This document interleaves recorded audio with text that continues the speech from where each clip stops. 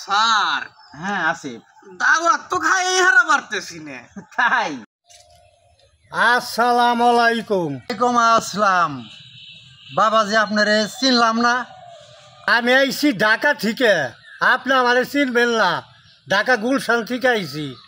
আমার ম্যাডাম 3-4 জন ভিক্ষুক খাওয়াইব, তা কোনো জায়গায় পাইতেছি না। শুনলাম বাবলুর কাঠবাগানে ওনে পাওয়া যায়, তাই আইছি আর কি আপনার কাছে। কাকা আপনি তো ঠিক জায়গায় আইছেন। তাইলে বাবাজি কবে দাওয়াত খাওয়ান লাগবো? এই মাসের 20 তারিখে। এই আসিফ, ওই ডায়েরি বাইর করে দেখতো আমাগো এই 20 তারিখে খালি আছে না নাই। না স্যার, 20 তারিখে খালি নাই। 20 তারিখে ঢাকা মহাখালী দাওয়াত আছে।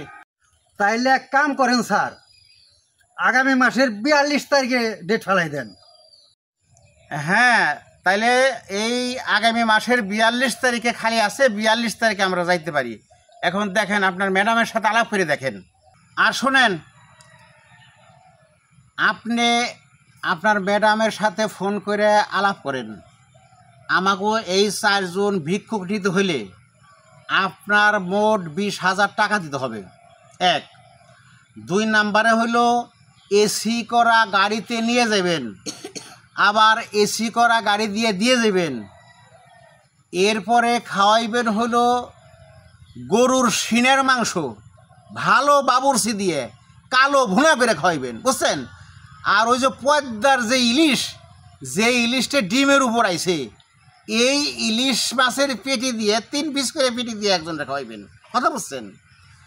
ভালো বাবুরচি এনে রান্না করবেন, খাসির মাথার আর মুগের ডাল দিয়ে এই ডাল রান্না করবেন ভালো বাবুরচি দিয়ে। এখন এই শর্তে যদি আপনার ম্যাডাম রাজি থাকে, আপনি ম্যাডামরে ফোন করে আমাদের সাথে কথা বলেন। আর যদি ম্যাডাম রাজি না থাকে, আপনি অন্য ব্যবস্থা করেন। আমাকে দাওয়াতের কোনো অভাব নাই। আচ্ছা, তাহলে আমি আমার ম্যাডামের হাতে মোবাইলে কথা বলে দেখি। হ্যাঁ,